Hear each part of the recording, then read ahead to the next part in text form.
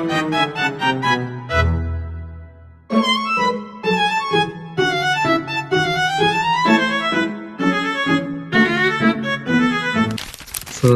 warahmatullahi wabarakatuh. Nama saya Raffi Tinugraha dari kelas 12-9. Saya akan menjelaskan biografi dari Sunan Gresik. Sunan Gresik juga dikenal sebagai Maulana Malik Ibrahim, salah satu dari Wali Songo yang berperan penting dalam penyebaran agama Islam di Jawa. Latar belakang: nama asli Maulana Malik Ibrahim, lahir sekitar abad 14 di Samarkand, Asia Tengah atau Kampa,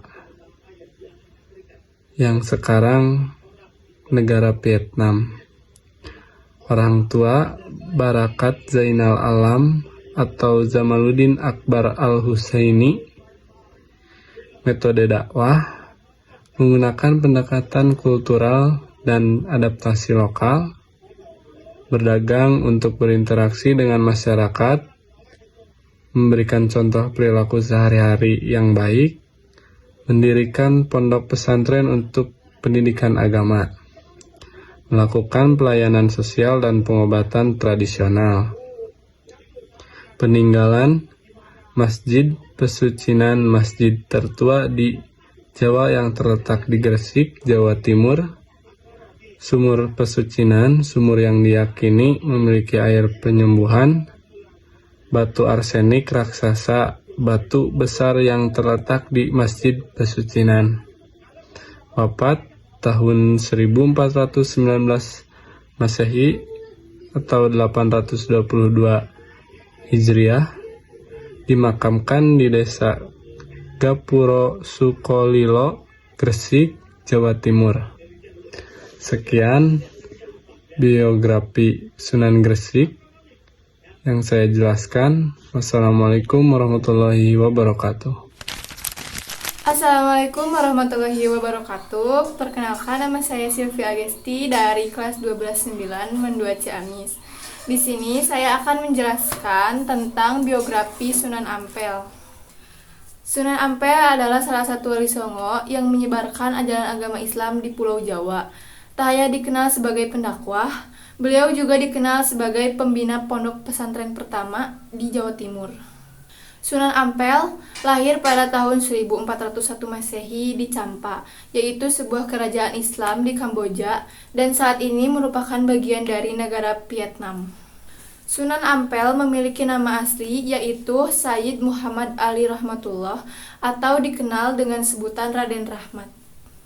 Ayah Sunan Ampel adalah Maulana Malik Ibrahim atau Malik Maghribi yang dikenal sebagai Sunan Gresik. Ibu Sunan Ampel adalah putri dari Raja Champa yang bernama Siti Fatimah. Sunan Ampel memiliki dua orang istri yang bernama Dewi Condrowati dan Dewi Karimah. Dari pernikahannya dengan Dewi Condrowati, Sunan Ampel dikaruniai dua orang anak laki-laki dan 3 anak perempuan. Sementara dari Dewi Karimah, beliau dikaruniai 2 anak perempuan dan 3 anak laki-laki. Metode dakwah Sunan Ampel. Sunan Ampel melakukan dakwah dengan membangun jaringan kekerabatan.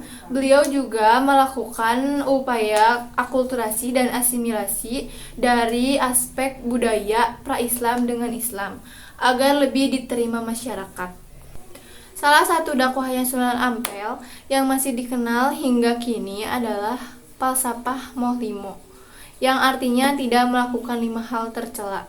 Di antaranya ada moh main, moh ngombe, moh maling, moh madat, dan moh madon. Sunan Ampel meninggal pada sekitar tahun 1467 Masehi dan dimakamkan di barat Masjid Ampel, Surabaya. Assalamualaikum warahmatullahi wabarakatuh. Halo, nama saya Salsabila Ramawati dari kelas 12-9 kelompok 4 Bandua Ciamis. Saya akan menjelaskan tentang tentang biografi Sunan Giri. Sunan Giri adalah salah satu anggota Wali Songo, lahir pada tahun 1442 di Blambangan, sekarang Banyuwangi, Jawa Timur. Nama aslinya adalah Raden Paku atau Raden Ainul Yakin. Ayahnya Maulana Ishak adalah seorang mubalik dari Asia Tengah, sementara ibunya Dewi Sekardadu adalah putri bangsawan Menak Sembuyu dari kerajaan Blambangan. Kisah hidup Sunan Giri dibuang ke laut dalam peti besi oleh kakeknya karena dianggap membawa kutukan, namun ditemukan oleh awak kapal yang kemudian memberikannya kepada Nyai Gede Pinati, seorang saudagar perempuan di Gresik.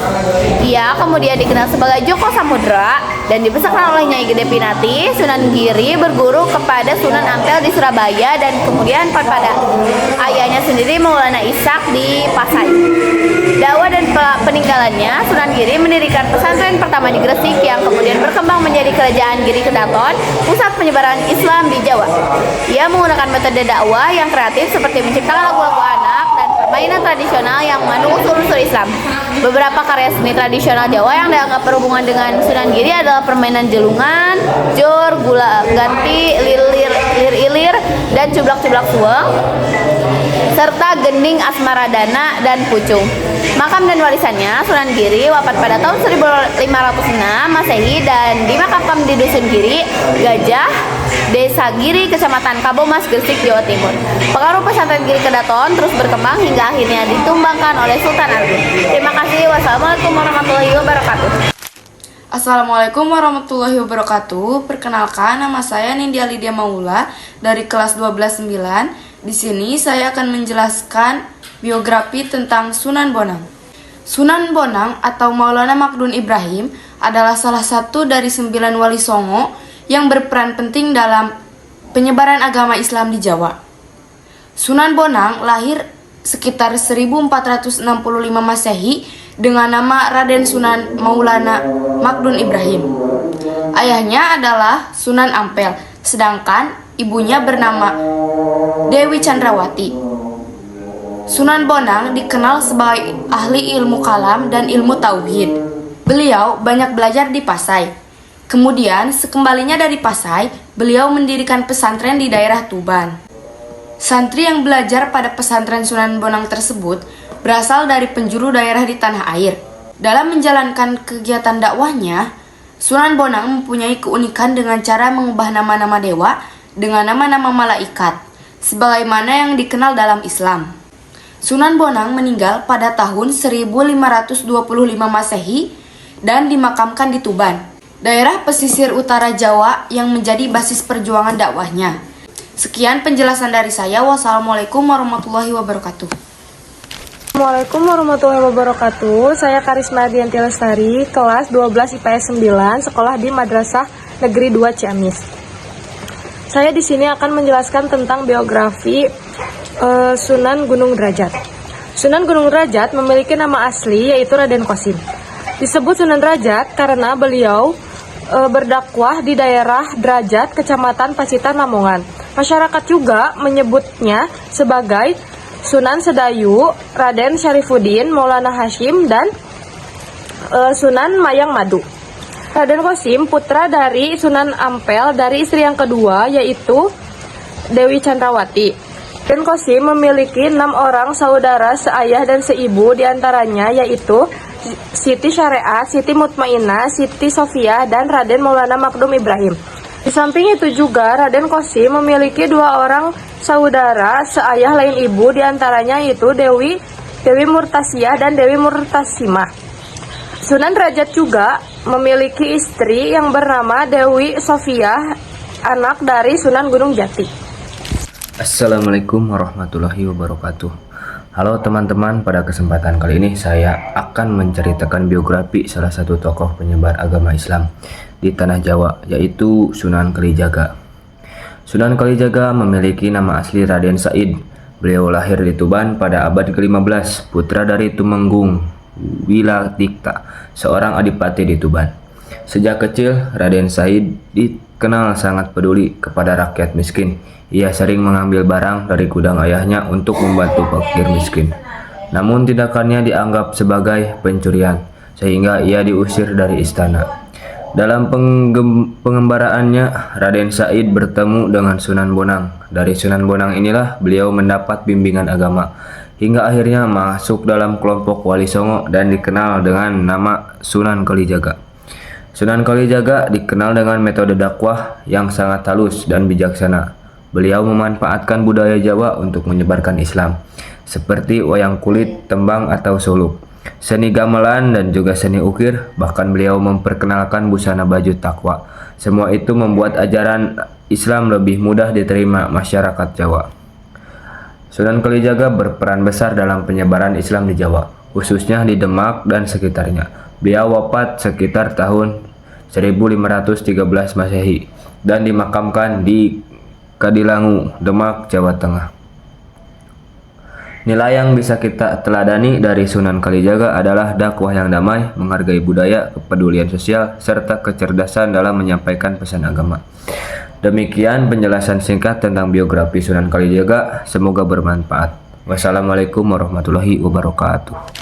Assalamualaikum warahmatullahi wabarakatuh. Perkenalkan, nama saya Syafriadi. Saya dari kelas 12-9. Saya akan menjelaskan Sunan Muria. Sunan Muria adalah putra Sunan Kalijaga dengan Dewi Suro. Nama aslinya adalah Raden Umar Said. Semasa kecil ia biasa dipanggil Raden Praboto. Dikenal sebagai Sunan Muria karena pusat dakwah dan bermukim beliau di Bukit Muria. Dalam dakwah beliau seperti ayahnya, ibarat mengambil ikan tidak sampai karu airnya. Dalam sejarah tidak diketahui secara persis tahun meninggalnya, dan menurut perkiraan Sunan Muria meninggal pada abad ke-16 dan dimakamkan di Bukit Muria, Kudus. Sekian penjelasan dari saya. Wassalamualaikum warahmatullahi wabarakatuh. Assalamualaikum warahmatullahi wabarakatuh.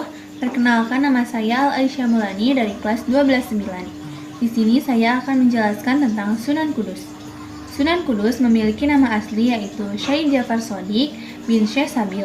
Sunan Kudus lahir pada tanggal 9 September 1500 Masehi. Beliau diberi gelar Waliul Ilmi yang mencerminkan kedalaman ilmu di bidang agama dan pengetahuan lainnya. Sunan Kudus mendapatkan pendidikan agama yang mendalam dari ayahnya dan kakeknya. Ia juga belajar dari tokoh-tokoh besar lainnya seperti Sunan Kalijaga dan Sunan Ampel.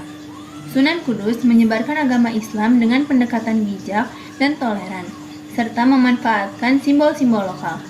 Peninggalan Sunan Kudus yang masih dilestarikan hingga saat ini adalah Masjid Menara Kudus, Keris, Tombak, dan Tembang Asmarandana. Sunan Kudus wafat pada tanggal 5 Mei 1550 Masehi. Beliau dimakamkan di area Masjid Menara Kudus. Assalamualaikum warahmatullahi wabarakatuh. Perkenalkan, nama saya Tanri Ali Papirdaus. Saya akan menyampaikan biografi dari Sunan Gunung Jati. Sunan Gunung Jati, atau dengan nama asli Syarif Hidayatullah, beliau adalah tokoh penting dari Wali Songo yang lahir pada tahun 1448 Masehi dan beliau wafat di tahun 1568 Masehi dan dimakamkan di Cirebon. Peran beliau adalah penyebar Islam di Jawa dan pendiri kerajaan Cirebon.